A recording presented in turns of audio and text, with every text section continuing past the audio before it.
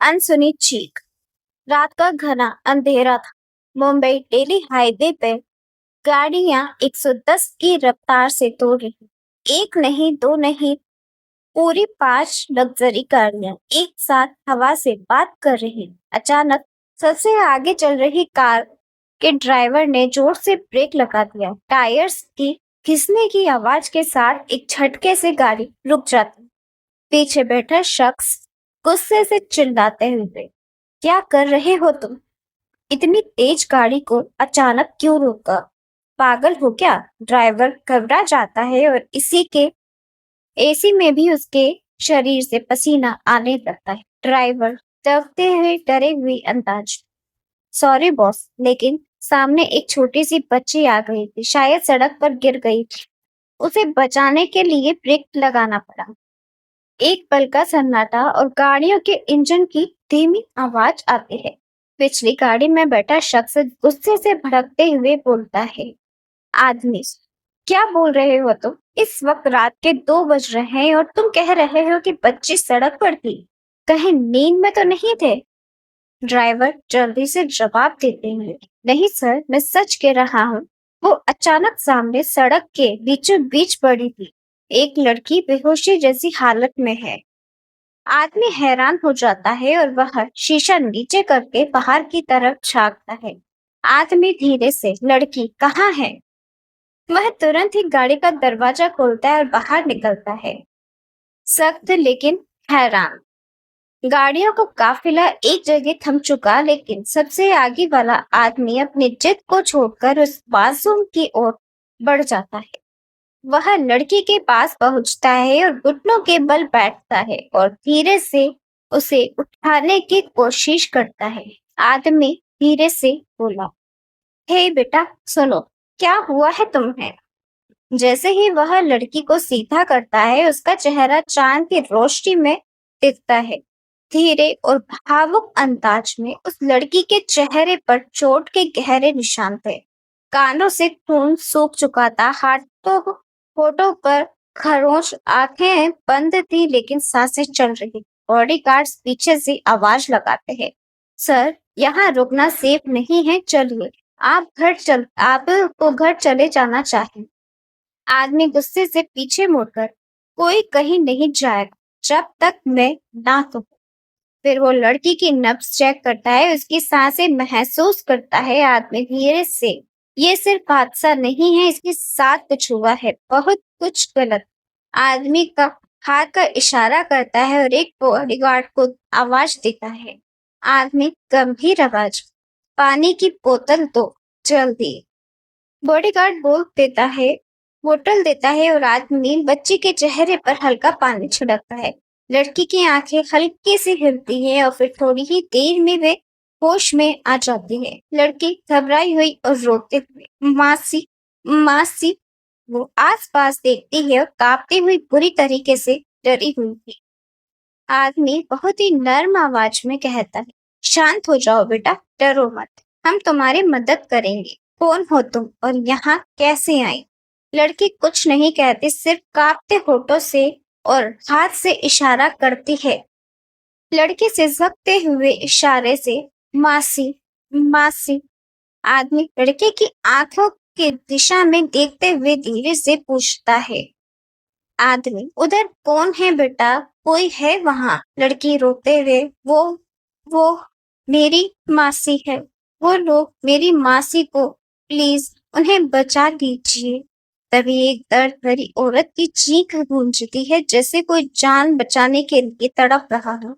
औरत चीखती हुई आवाज में, बचाओ, कोई है क्या? बचाओ, बचाओ मुझे।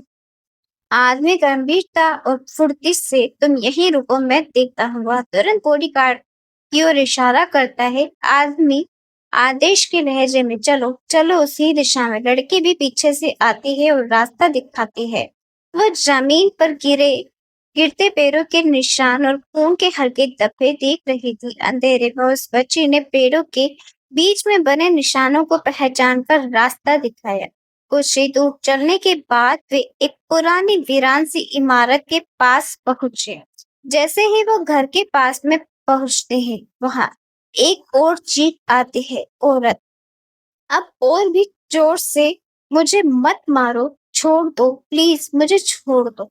धीमी आवाज में। वो कोई आम घर नहीं था, वह एक फार्म हाउस था जहाँ शायद कोई खौफनाक राज छुपा था। बॉडीगार्ड्स दरवाजे के तोड़ने के लिए आगे बढ़ते हैं। लड़की पीछे खड़ी कांप रही होती है। फार्म हाउस के अंदर बंद दरवाजा और एक भयानक सच। सब लोग दरवाजा तोड़ते हैं और फार्म हाउस के अंदर घुसते हैं। टॉर्च की रोशनी चारों तरफ घूमती है। सब एक एक करके कमरे की तलाशी लेते हैं। वह सब अंदर घुसे और हर एक कमरे और एक राज की तरह बंद था। लेकिन अचानक एक कमरे में आवाज आने लगी। दरवाजा खुला। तीन लड़के एक कमरे से निकलते हुए हंसते हैं और दरवाजा बंद करने की कोशिश करते हैं। आदमी गंभीर स्वर में, वो लड़की कहाँ है? वो लड़कों में से एक लंबा और बदतमीज पीछे मुड़कर जवाब देता है। लड़का घिनौनी हंसी के साथ, जिस कमरे में थी वही है। आज बड़ी मुश्किल से हाथ लगी है भाई। कल तू भी आ जाना। आज हमारी है, कल तेरी हो जाएगी। आदमी पीछे मुड़ता है तो बॉडीगार्ड को हल्का सा इशारा करता है लड़की को वहां से हटाने के लिए। वो आदमी दोबारा लड़कों की ओर देखता है और चेहरे को सख्त और आंखों से गुस्से भरी हुई आवाज में आदमी दांत भींचता हुआ है, ये मेरी आखिरी चेतावनी है। दरवाजा खोल दो वरना पछताओगे। लड़का हंसते हुए जवाब देता है। दूसरा लड़का मजाक उड़ाते हुए, और हम भी कह रहे हैं तू चला जा यहाँ से वरना कल तेरा चला जा यहाँ से वरना कल तेरा भी नंबर आ जाएगा। तभी आदमी एक और इशारा करता है। उसके हाथ में बॉडीगार्ड्स अपनी बंदूक उस लड़के के हाथ में थमा देते हैं। एक बॉडीगार्ड आदमी को खुद उसकी बंदूक थमाता है। फिर धीरे से और फिर एक गोली चलने की आवाज आती है। गोली सीधे उस लड़के की टांग में लगती है और वह लड़का दर्द से चीखता हुआ जमीन पर गिर जाता है। लड़का चीखते हुए, आ आ मेरी टांग मार डाला। बाकी लड़के डर के पीछे हटते हैं और कमरे से दूर जाकर खड़े होते हैं। वह आदमी उस कमरे की ओर बढ़ता है और धीरे से दरवाजा खोलता है। दरवाजा खुलते हुए उसका चेहरा सख्त हो जाता है। उसके होंठ सिले हुए और आंखें बंद। धीमे और भारी स्वर में कमरे में जो उसने देखा वह देखकर उसकी रूह कांप गई। मासूम लड़की के शरीर पर एक भी कपड़ा नहीं था। उसके चेहरे पर डर, बेबसी और खामोशी।